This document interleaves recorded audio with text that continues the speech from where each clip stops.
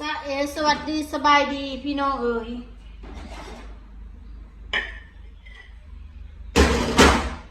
โอ้ยมันในบัดมือเราไม่ได้เห็ดขิดล่างป่วยแล้วเราทำทัดขิดเล็กด้วยนี่ต้มบะหมี่ขิดแล้วแล้วหอมพอดีได้ปั่นหนึ่งพี่น้องมาซิมมาดูจืดคักปั้นยังหนึ่งต้มซ้ำน้ำ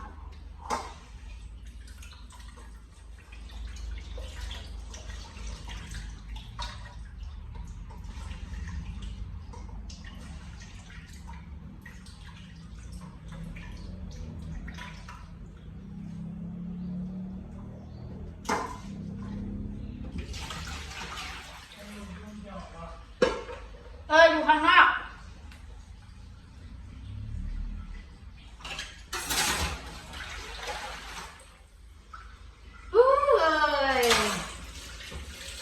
พี่น้องเอ้ยไปขี้เกียจคนถือกระทำเนี่ยแบบเรียกร้องความสนใจ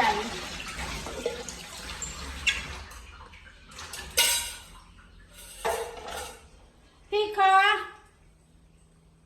พอดีมีคนลาวต่างด้าวค่ะมีผัวมาอยู่ประเทศไทยตั้งแต่อายุ18 ปีมีผัวเป็นคนไทยด่าพ่อด่าแม่คนอื่นค่ะด่าลูกด่าแม่ด่าพ่อหนูด้วยค่ะแล้วก็อยู่แบบไม่ได้จดทะเบียนสมรสนะคะอยู่ไม่ได้จดทะเบียนสมรสนะคะดิฉันเป็นดาวต่างด้าวค่ะดาวต่างด้าวไม่ได้จดทะเบียนสมรสอยู่แบบผิดกฎหมายค่ะพี่น้องมีผัวเป็นคนไทยถือวีซ่าท่องเที่ยวอยู่ประเทศไทยมา18 ปีมีผัวอยู่ประเทศไทยมาตั้งแต่อายุ18 ปีพี่น้องอยู่แบบผิดกฎหมายอยู่วีซ่าท่องเที่ยว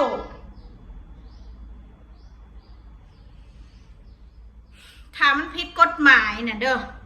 มันสิเข้าประเทศไทยได้บ่อีปึกมึงคือมาปึกแท้เด้บ่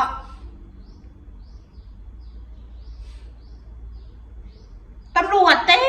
มอยู่ท่าด่านมีแต่ตม.เพิ่นตรวจแล้วตรวจอีกคนต่างด้าวเข้าเมืองบ่แม่นว่าเพิ่นสิปล่อยเขามาง่ายๆเพิ่นถือกระทำได้พี่น้องเพิ่นถือกระทำข่อยด่าพ่อด่าแม่เพิ่นพี่น้องเพิ่นเรียกเพิ่นนั่นพยังก็อีหยังก็วะกูก็ลืมละเพิ่นนี่ยังก็เพิ่นพิมพ์หาเพิ่นแท็กหาคนที่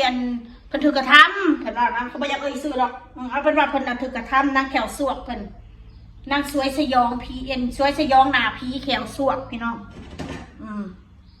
มึงท้ากูเองนะเพิ่นว่าไรป้าตกเฮ็ดใส่เฮาขนาดนั้นว่าเจ้าของถือกระทำได้เพิ่นว่าข่อยน่ะเป็นอีลาวต่างด้าวมาอยู่ประเทศไทยเอาผัวตั้งแต่อายุ18 ปีใช้วีซ่าท่องเที่ยวอาศัยอยู่ประเทศไทยแบบผิดกฎหมายว่าซั่นพี่น้องโอ้ยเนาะ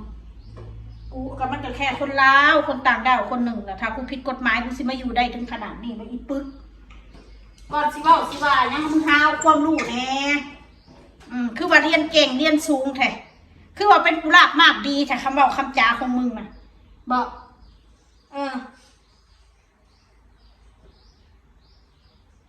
ใช้วีซ่าท่องเที่ยวแบบผิดกฎหมาย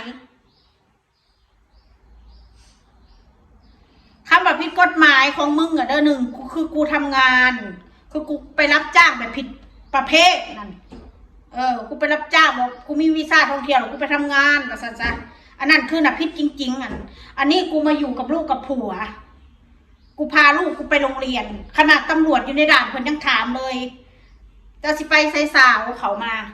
อยู่มุกดาหารจะอยู่มุกดาหารบ่จะเห็นยังจะเห็นงานบ่เพิ่นถามหนูอยู่น้ำลูก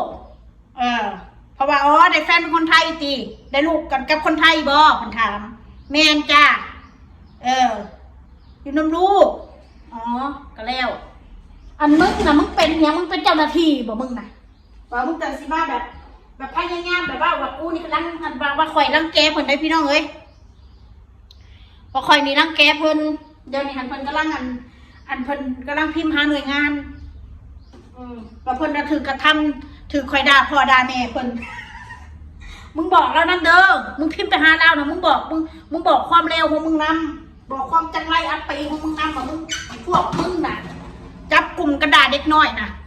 แคปเอารูปเด็กน้อยไปด่าไปบูลลี่ไปเบ้าให้เขาเอาไปนำมึงอยากส่งแต่คลิปกูไปมึงส่งคลิปของพวกมึงนั่นไปนำให้เขาหูจักแล้วก็โพสต์มึงเอาเด็กน้อยไปโพสต์ด่าน่ะมึงเอาลูกกูน่ะเพราะว่าลูกกูอยู่ไซมุมใดแจใดน่ะเอาความเร็วๆของตัวเองน่ะเผยแพร่นำว่าเจ้าของถึงกระทำด่าพ่อด่าแม่มึงมาแตะอันผู้บังเกิดเก้ากูนะกูบอกมึงแล้วนะกูชี้เหยียบพัวใหม่มึงน่ะเหยียบมันตายเดี๋ยวกูคอมันลงอีกแม่มึงคอมันอย่าให้ได้พูดได้เกิดเข้าใจปะด่าพ่อด่าแม่คนโอ้ยบัดมึงด่าลูกกูได้สัมด่าแม่กูหันเด้มึงด่าลูกกูด่าผัวด่าแม่กูหันเด้ด่าครอบครัวกูได้สับ่มีสิ้นดีอีสันดานหมามีแต่มึงกับตัวมาจองเวรจองกรรมกับครอบครัวกูบ่เคยหูจักนังหนามึงแม้แต่นิดเดียวกูบ่เคยหูจักมึงด้วยซ้ำไปกูเห็น YouTube กูก็เห็นของกูไปมีแต่พวกมึงจะเสือกมายุ่งเรื่องชีวิตของครอบครัวกูบ่ว่ากูสิกินยังบ่ว่ากูสิอยู่ยังบ่ว่ากูสิไปใส่มาใส่มีแต่ซู้ตัวมาเสือกเรื่องชีวิตกูน่ะเบิ่งแล้วพันมาสั่งเบิ่งแล้วพันมาเกลียดอีลวกจิตอีพวกวิปริตผักกูบ่เอิ้นวิปริตมึงเอิ้นว่ายังพวกมึงน่ะฮะบ่ถ้ากูได้ฮีรัวมาให้ฮีเล็บมันรับเอามันรับได้อีสัตว์ตัวคนถึงกระทำไม่น้องคนแจ้งหน่วยงานคนพิมพ์ไปว่าหนูนั่นหนูนี่พันน้ำโตหนูได้อีเถ่าอีหนูเถ่าเว้ยหนูว่าสันเถ่าสิตายน้ำโตว่าหนูคนอายุ30 ปลายปีน่ะเขาก็ใช้คำว่าหนูแล้วจ้าเขาใช้นามว่าดิฉันอีปึ๊กเนี่ยกูได้สอนมึงหลายก็ถึงกระทำพี่น้องเลยถึงกระทำจากอีต่างด้าวคนหนึ่งด่าพ่อด่าแม่คนแล้วก็ใส่คำนี่ใส่คำแบบว่าเฮาดีด่าพ่อด่าแม่คนได้บ่ยอมรับได้บ่เฮาด่าพ่อด่าแม่มันนะมันบ่ยอมรับกูด่าเฉพาะแก๊งของมึงเขาแหละไม่ต้องไปเมาร่วมหรอกให้มึงไปแจ้งมาโลดให้เรามาหากูนี่เขามาโลดพี่น้องเลยชี้หน่วยงานได้มากมาโลดคอยพร้อมที่จะอธิบายให้ฟังแล้วก็เสียเอาอันช่องเฮียนี่ช่องต้องอีที่มันรายงานนะให้เบิ่งนำชุดเจ้าเดี๋ยวมาว่าจะขดบ่ดี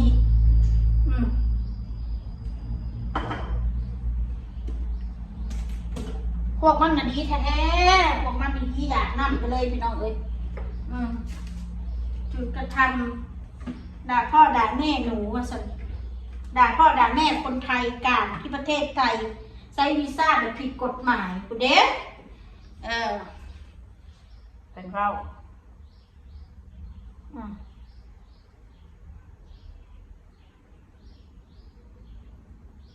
ถ้าคนมันผิดกฎหมายเขาสิมาอยู่ได้บ่มึงคือบ่คิดเนี่ยเนาะกูก็แค่คนต่างดาวกูก็แค่คนหัวเดียวกับเทียมรีบประชาธิปไตยเลยกันญาติพี่น้องบ่มีสักคนอยู่ประเทศไทยนี่